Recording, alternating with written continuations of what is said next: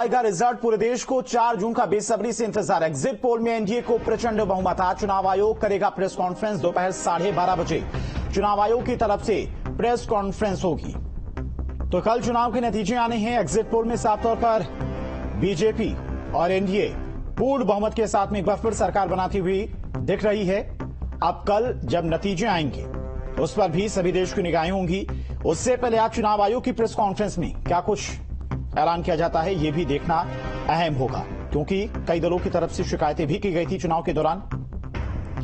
तो पूरा चुनाव किस तरह से संपन्न कराया गया, क्या क्या चुनौतियां रही, चुनाव आयोग की तरफ से आज प्रेस कॉन्फ्रेंस में ये तमाम सारी जानकारियां दी जाएंगी।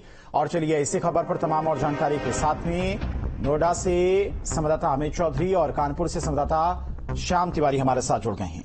शाम, देखिए एग्जिट पोल में तो बीजेपी और एनडीए पूर्ण बहुमत के साथ में सरकार बनाती हुई दिख रही है। लोगों का क्या कहना है एग्जिट पोल को लेकर? हालांकि नतीजे कल आएंगे।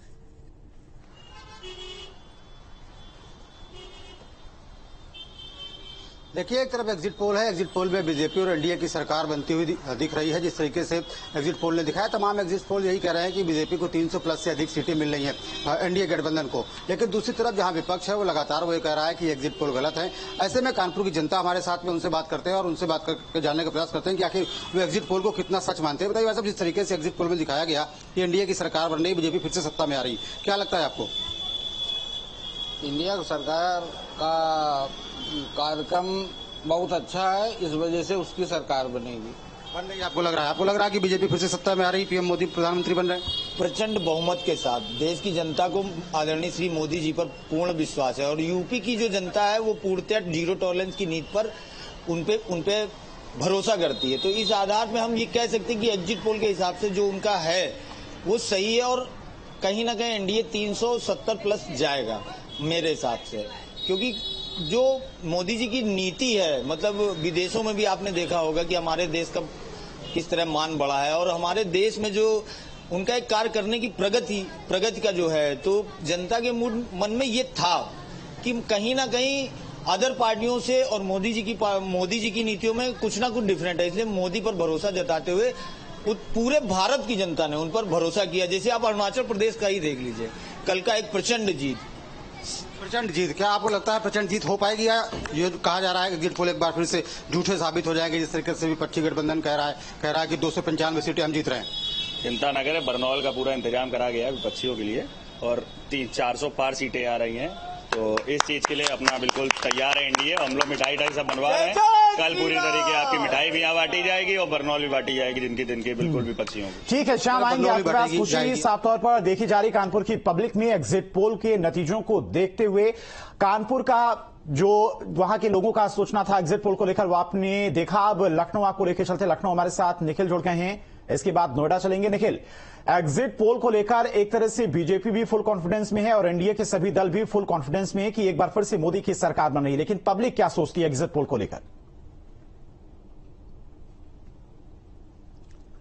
देखिए, भाजपा और समाजवादी पार्टी दोनों इस बात को लेकर उत्साहित हैं कि जो एग्जिट पोल के नतीजे हैं वो उनके अपने हिसाब से फेवर में। भाजपा का ये मानना है एग्जिट पोल का जो नतीजा है वो भारतीय जनता पार्टी को बड़ी सीट जो है जितवाता दिख रहा है। दूसरी तरफ अगर समाजवादी और कांग्रेस के गठबंधन की आप बात करेंगे तो इस बात को लेकर अस्वस्थ है कि एग्जिट पोल के जो नतीजे आए हैं वो दरअसल एक दिखावा है।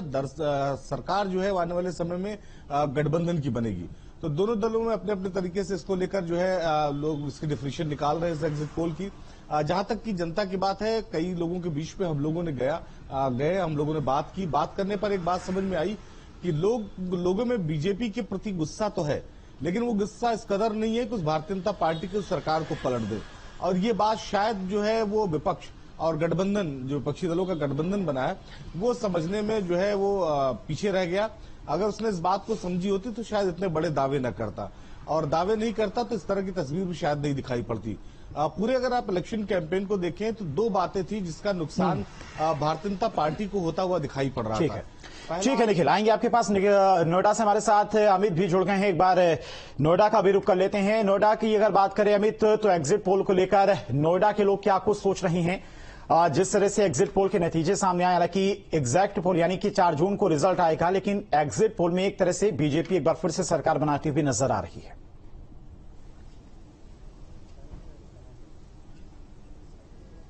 बिल्कुल, देखिए रिजल्ट का इंतजार नोएडा की जनता को जरूर है, और लेकिन जिस तरीके से एग्जिट पोल के नतीजे आए उस पर लोगों की अलग अलग राय देखने को मिल रही है। मैं नोएडा के सेक्टर 19 में मौजूद हूं। पार्क में तमाम सीनियर सिटीजन हैं, यहां घूमते हुए मिले थे, हम लोग इनसे बात करेंगे। जो एग्जिट पोल आया है अभी, वो सही मान रहे हैं आप लोग, या जिस तरीके से विपक्षी लोग कह रहे हैं कि उसको प्लांट किया गया है, कैसा मान रहे हैं?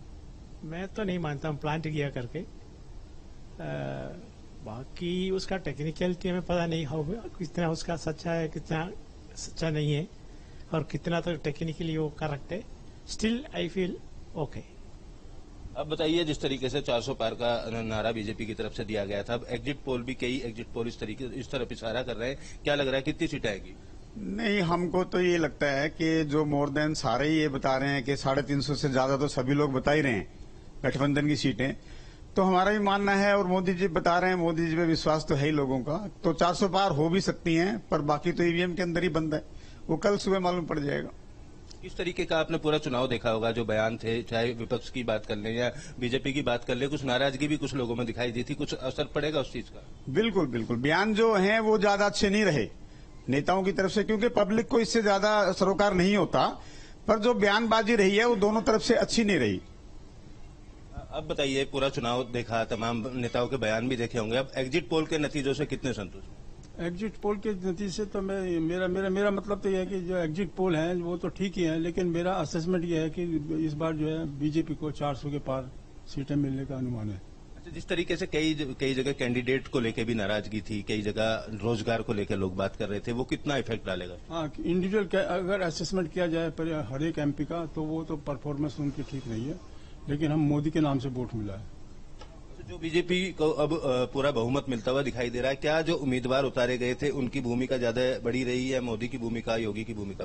तो पक्का मोदी जी का ही भूमिका ज्यादा बड़ी रही है, हर एमपी का हम बता नहीं सकते। मैं कुछ पेपर में ये भी पढ़ा था, इनको जितना फंड अलॉट किया है उससे 25% भी ये लोग खर्चा नहीं किया, तो आई डोंट थिंक ये लोग उनका जो चाहिए था उतना उसका उतारा है।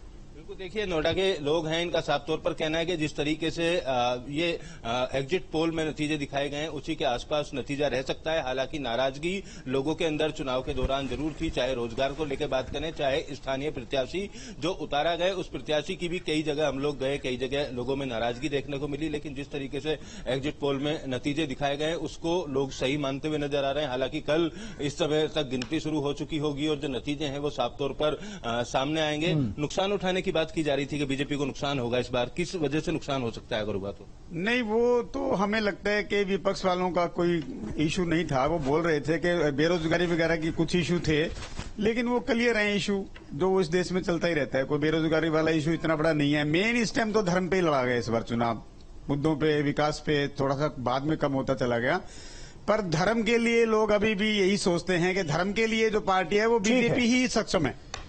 अगर हिंदू धर्म को आगे बढ़ना है तो बीजेपी ही सक्षम है। ठीक है, लोगों का अलग अलग सोचना है, अलग अलग मानना है। अमित, बहुत बहुत शुक्रिया आपका। श्याम, आपका भी बहुत बहुत शुक्रिया।